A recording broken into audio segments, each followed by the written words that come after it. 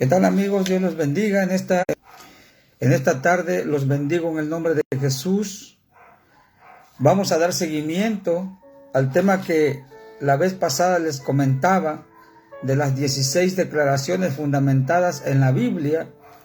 16 declaraciones que todo creyente debe tener conocimiento de ellas, y por lo tanto nos vemos a la tarea de dárselas a través de este medio.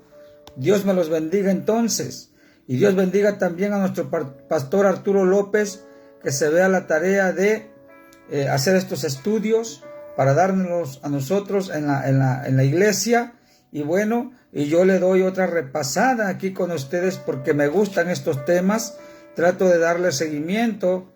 Espero que a usted también le guste, porque es importante que usted también esté conectado con el cielo, porque no podemos estar conectados con el cielo solamente cuando estamos en las últimas horas de nuestra vida, cuando ya no hayamos salida a los problemas. No, la cosa es que nos vaya bien o nos vaya mal, nosotros debemos estar con Dios y agradecidos con Él. Así que por este medio les exhorto de la manera más sencilla y más humilde para que usted y yo busquemos esa presencia de Dios de continuo. Dios me los bendiga. Y voy a dar a manera de resumen los nombres de las 16 declaraciones de fe fundamentadas en la Biblia y que todo creyente, por supuesto, debe tener conocimiento de ellas. Rápidamente se las voy a leer. La inspiración de las Escrituras, número 1. Número 2, el Dios único y verdadero. Número 3, el hombre, su caída y redención y esperanza. Número 4, la salvación del hombre. Número 5, la santificación del creyente. Número 6, el bautismo en el Espíritu Santo. Número 7, la sanidad divina. Número 8, la iglesia. Número 9, la mayordomía financiera. Número 10, el arrebatamiento de la iglesia. Número 11, la segunda venida de Cristo y el reino milenial. Número 12, el juicio final de los incrédulos. Número 13, los cielos nuevos y tierra nueva. Número 14, el bautismo en agua. Número 15, la Santa Cena del Señor. Número 16, desaprobación de doctrinas erróneas, porque también esto sucede, se mueven muchas doctrinas fuera de la Biblia. Así que, por eso es que estas 16 declaraciones a la vez son doctrinas que todo creyente debe tener fundamentada, porque es difícil decir voy a una iglesia y sin tener conocimiento de lo que tú crees, de los fundamentos de tu doctrina, donde tú te congregas. Esto debe ser importante en todo creyente, porque no puedes ir a la iglesia solamente a dar la vuelta. Tenemos que ir a la iglesia, pero también saber qué estamos haciendo allí y también qué estamos escuchando allí, qué nos están enseñando allí. Su servidor se ha dado a la tarea de estudiar lo más que se puede, de estar fundamentado en la Biblia, de pagar por buenos libros, por buenas Biblias, pagar también en los institutos, en los seminarios para seguir aprendiendo más. Así que trato de hacer eso para no andar engañando a las personas con la palabra de Dios, sino que quiero sentir por parte de Dios que lo que yo estoy enseñando, la Biblia me está respaldando. Y obviamente tampoco, no porque lo diga la Biblia, podemos interpretarlo de la manera que nosotros querramos. No, también debemos hacer una sana interpretación de las Escrituras. A esta materia, cuando se cursa, se le llama la materia de hermenéutica, la ciencia o el arte de la interpretación bíblica.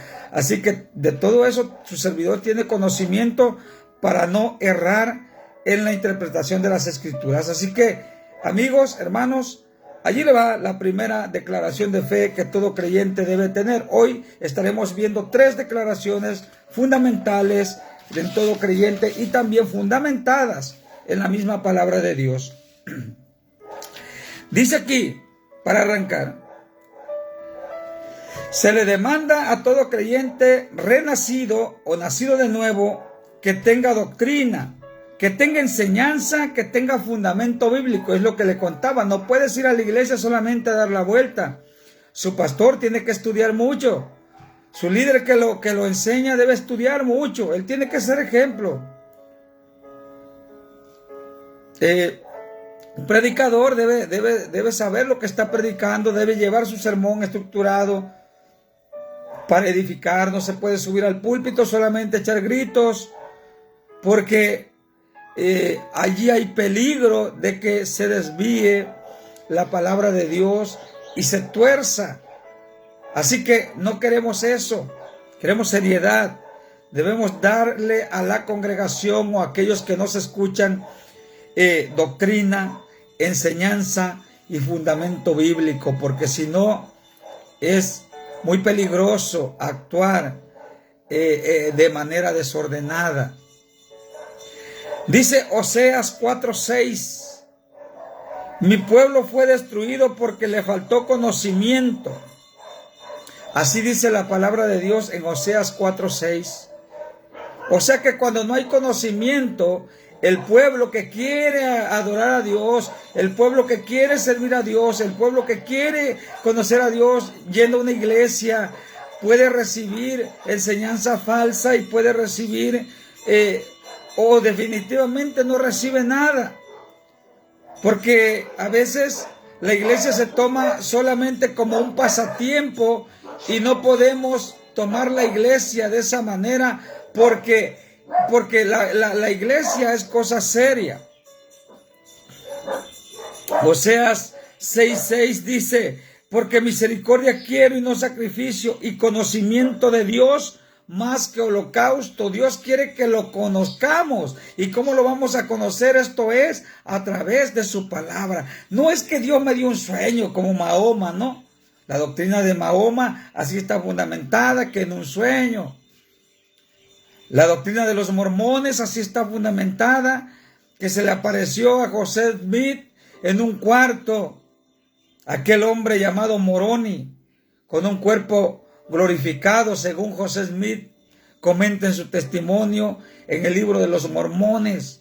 No puede estar fundamentada nuestra doctrina de esa manera. Un sueño, un delirio, una debilidad de que no comes y te desmayas. No, de ninguna manera. Dice Dios, quiero conocimiento mío más que holocausto, dice Oseas 6:6. Nuestra fe evangélica está fundamentada en las 4 doctrinas cardinales o fundamentales que ya les mencioné en el video relacionado con este tema, porque tienen título los videos. La primera doctrina es Cristo salva, porque Cristo vino a salvarnos. La segunda doctrina es Cristo sana. Creemos en la sanidad del alma, la sanidad espiritual, pero también creemos en los milagros, en las sanidades divinas. Cristo bautiza, creemos que Cristo bautiza en el Espíritu, y eso nos lo dice Hechos capítulo 2. 4. Cristo viene pronto, perteneciente a lo escatológico, les explicaba en el video pasado. Vamos a la primera declaración de fe. Nosotros como creyentes, amigos y hermanos en la fe que me escuchan, nosotros como creyentes creemos en la inspiración de las Escrituras. Por eso toda enseñanza debe estar fundamentada en las Escrituras, porque estamos ciertísimos que las Escrituras son inspiración de arriba, son inspiración divina. Y que Dios usó a aquellos hombres para llevar a cabo el propósito que Dios tiene planeado aquí en la tierra, y que poco a poco ha ido desarrollando ese plan celestial. Y que estos hombres escribieron las Escrituras siendo guiados por el Espíritu Santo, y a eso se le llama inspiración divina. Y nosotros, y todo creyente, a menos que no sea creyente de las Escrituras, a menos que no creas en Dios, te comprendo entonces, que tú critiques las escrituras, que tú te burles de ellas, te comprendo, pero si tú eres una persona de fe y creyente en Dios, déjame decirte que debes saber que las escrituras son una cosa seria, son inspiración de arriba. O sea que, en manera resumida y en una sola palabra, es que la Biblia es la palabra de Dios. Es que es palabra de Dios, no es palabra de hombre. Según de Timoteo 3, 16 y 17 nos dice de la siguiente manera: toda la escritura es inspirada por Dios y útil para enseñar, para redarguir, para corregir, para instruir en justicia, a fin de que el hombre de Dios sea perfecto, enteramente preparado para toda buena obra. La palabra de Dios, siendo una inspiración divina, nos prepara, nos faculta. A través de su Espíritu Santo, Dios está trabajando en todos aquellos que se dejan, en todos aquellos que aspiran a servir a Él. Yo sé que en la iglesia hay niveles, aunque usted lo dude, hay niveles, pero dentro de esos niveles debe estar dominando, oiga bien esto, debe estar dominando la humildad, porque hay niveles muy elevados de conocimiento, pero la humildad debe estar enseñoreándose de todo aquel que está arriba en conocimiento y también de todo aquel que está abajo en conocimiento, para que no haya envidia ni haya tampoco celo.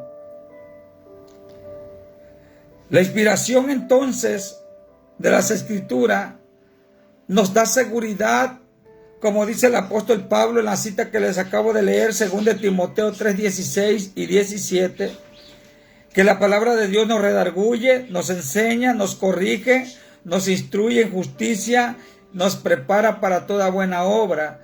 Quiero decirte que la mejor preparación que el hombre puede tener está fundamentada en la palabra de Dios. Los cursos académicos que tú tengas, los títulos académicos, tu profesión es buena para que vivas en un nivel económico bueno aquí en la tierra, pero la verdadera preparación te la da Dios, porque esa preparación tiene destino eterno.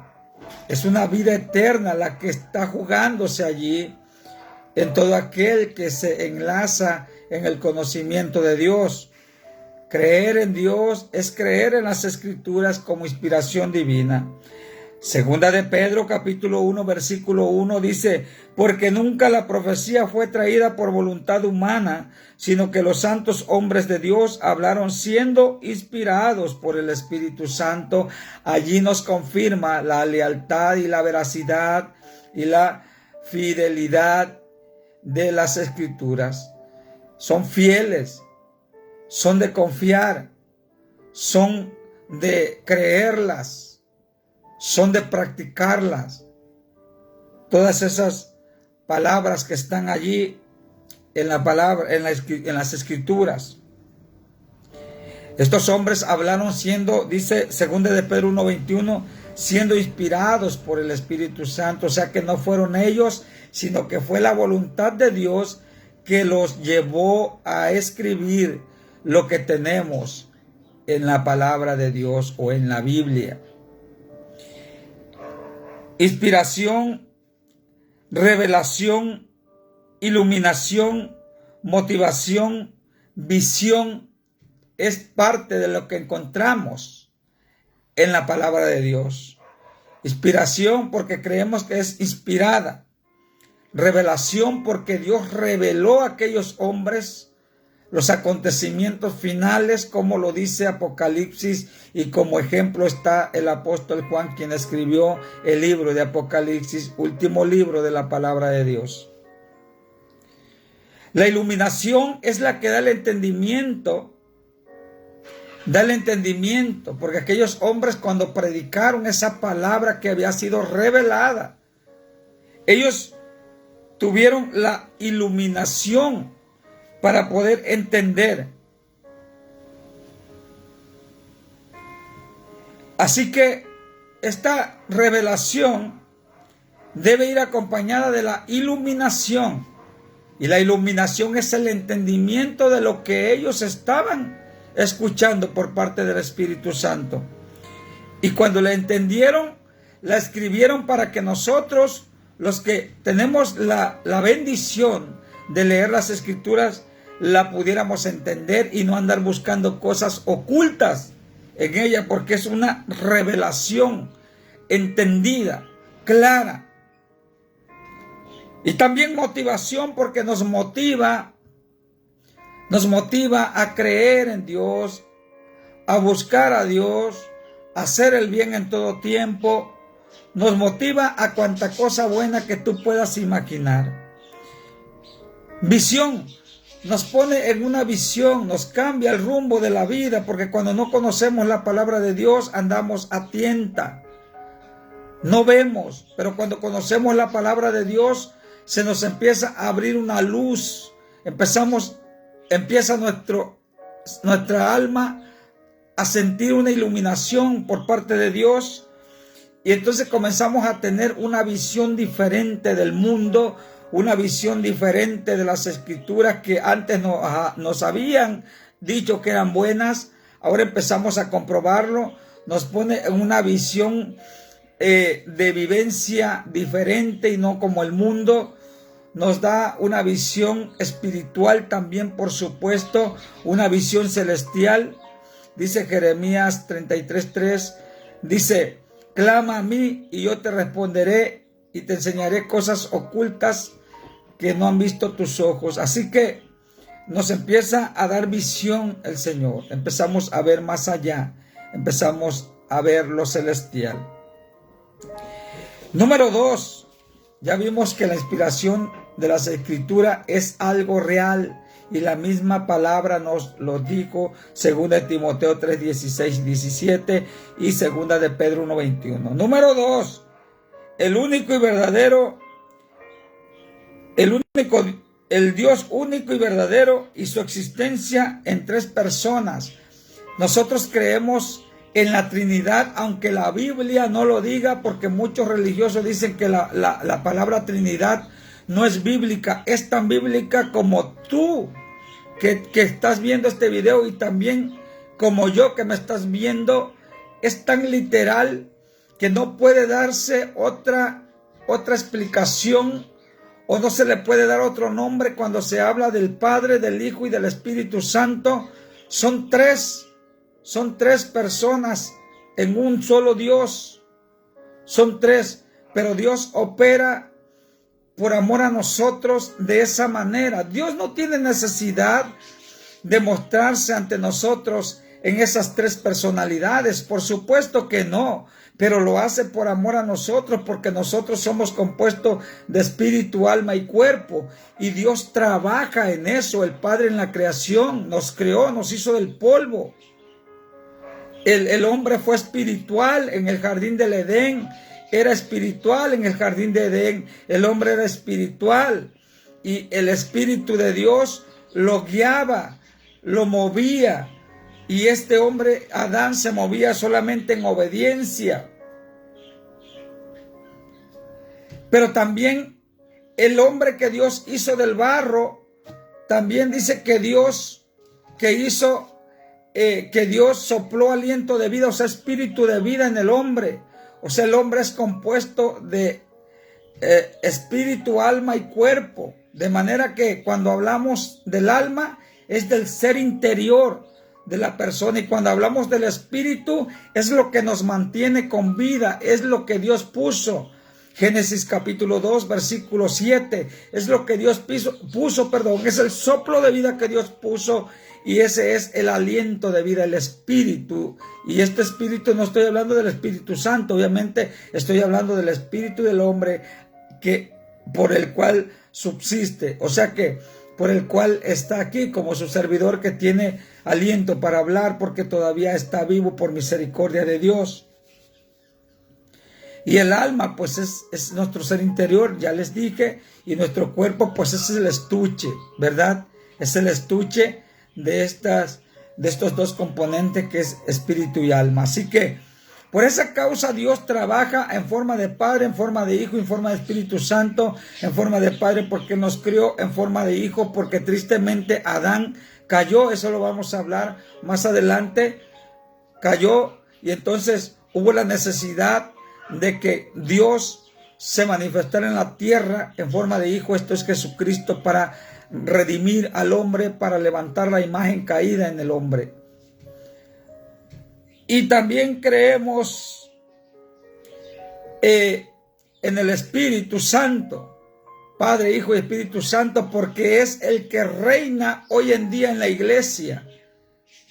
Es el que nos quebranta, es el que nos motiva, es el que nos impulsa, lo que nos impulsa, es el que nos alienta a seguir adelante, es el que nos conforta. El Espíritu Santo es el que está manifestándose en la iglesia de hoy en día. Por eso nosotros creemos que son tres. Así que, ¿cómo le llamaríamos a esos tres? ¿Qué nombre más común le podríamos decir? Aunque muchos religiosos dicen que la palabra Trinidad no existe en la Biblia. Por supuesto que no, pero ¿cómo le pondría usted? Yo le pondría Trinidad. Trinidad porque son tres. La palabra no es mala, no es pecado. Yo no sé de dónde sacan tanta cosa cuando se habla de la palabra Trinidad. Qué bárbaro. Pero nosotros creemos en ese Dios trino, en el Dios único y verdadero. Deuteronomio 6:4 dice: oye Israel, Jehová nuestro Dios uno es. Pero ya les expliqué que Dios no tiene necesidad de presentarse en tres personalidades diferentes. ¿Por qué diferentes? Porque actúan en favor de nosotros en maneras especiales. Son personalidades que tratan en manera diferente con cada parte de nuestro ser. Y que cada manifestación de Dios, el Padre en la creación, el Hijo en la redención y el Espíritu Santo en la santificación del hombre, actúan de manera diferente, pero es el mismo Dios. Pero cada uno tiene su labor. Entiéndalo y no discuta eso, por favor. Isaías 44:6 dice así: así dice Jehová, Rey de Israel y Redentor, Jehová de los ejércitos: yo soy el primero y yo soy el postrero, y fuera de mí no hay Dios. Creemos en el único y verdadero Dios. Esa es la segunda declaración de fe. Creemos en el único y verdadero Dios. Génesis 1:26 dice: entonces dijo Dios: hagamos al hombre a nuestra imagen. Hagamos. Se pluraliza Dios cuando hablo de la Trinidad. Primera de Juan 5:7. Porque tres son los que dan testimonio en el cielo: el Padre, el Verbo y el Espíritu Santo. El Padre, el Verbo. Juan 1:14. Y aquel Verbo fue hecho carne, es Jesucristo. Y es Dios también, dice Juan 1:1. Estos tres, dice claramente Primera de Juan 5:7, son uno.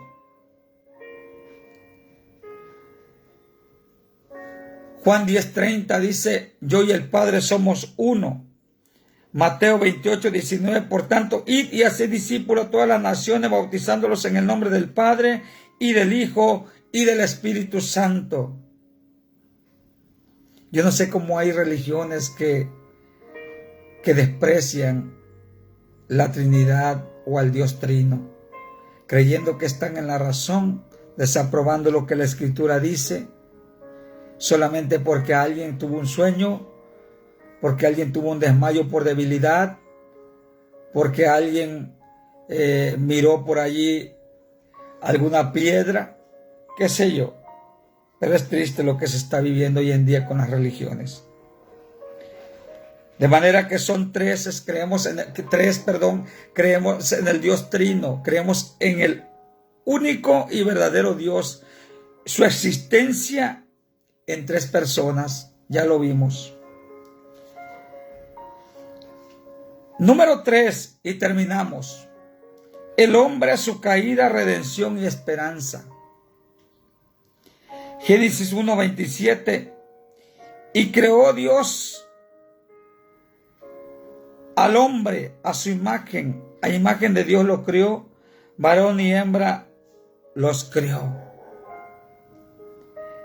El hombre, siendo la misma imagen del Dios invisible, perdió esa imagen con su caída. Perdió esa imagen y por lo tanto el hombre entró en una necesidad de redención. El hombre ya no podía caminar como caminó en el jardín de Edén. El hombre ya tenía la necesidad de ser salvo, de ser rescatado. Y aquí es donde entra la palabra redención. Dice que Dios creó al hombre y a la mujer a su imagen. Así dice. Y creó Dios al hombre a su imagen. A imagen de Dios lo creó. Varón y hembra los creó. Lo incluye al hombre y a la mujer como hechos a imagen de Dios. Para aquellas religiones también que piensan que la mujer no tiene derecho de servir a Dios y de ejercer un ministerio. Dios también la creó a su misma imagen. Génesis 1:27. Romanos 6:23 nos dice claramente, porque la paga del pecado es muerte, mas la dádiva de Dios o gracia de Dios es vida eterna en Cristo Jesús, Señor nuestro. Eso dice el apóstol Pablo en la carta a los Romanos, en el capítulo 6, versículo 23. Porque hay necesidad de que el hombre necesita esa redención, el ser humano. Necesita ser rescatado por Dios.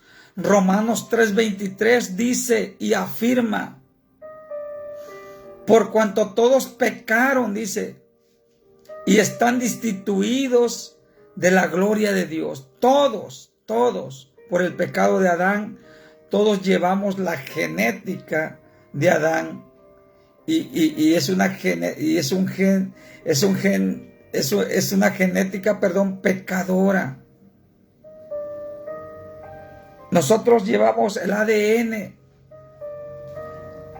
de Adán y ese ADN está manchado por el pecado. Así que Romanos 3:23 nos dice, por cuanto todos pecaron. O sea que el hombre tiene una necesidad de ser salvo. Por eso es que cuando yo predico y les digo, conviértense a Cristo, busquen a Dios mientras pueda ser hallado. Cristo pagó en la cruz del Calvario. Y tú, si te sientes seguro de eso, tienes que dedicar tu vida a Dios y tienes que consagrarte a Él. Yo me considero en el proceso porque también fallo. Te invito a que nos metamos al proceso de redención, al proceso de esa relación con Dios. Y aquí vamos a terminar, amigos, en la tercera declaración. El hombre, su caída, redención y esperanza. El hombre debe estar consciente que está caído, que necesita ser redimido. Eso debe declararlo el ser humano. Eso debe declararlo. Dios te bendiga. Te dejo con estas tres declaraciones que hemos visto hasta aquí. La semana que viene estaremos viendo la cuarta declaración de fe, que será la salvación del hombre, la santificación del creyente y el bautismo en el Espíritu Santo. Es lo que estaremos viendo la semana que viene. Por lo tanto, Dios te bendiga en esta maravillosa tarde, que Dios haga proezas en ti y que la gloria de Dios se meta hasta tu misma casa, transformando todo lo que está caído, todo lo que está chueco, todo lo que está sucio, en algo limpio, en algo puro, en algo que se llame presencia de Dios. Dios te bendiga. Hasta la próxima en el amor de Cristo.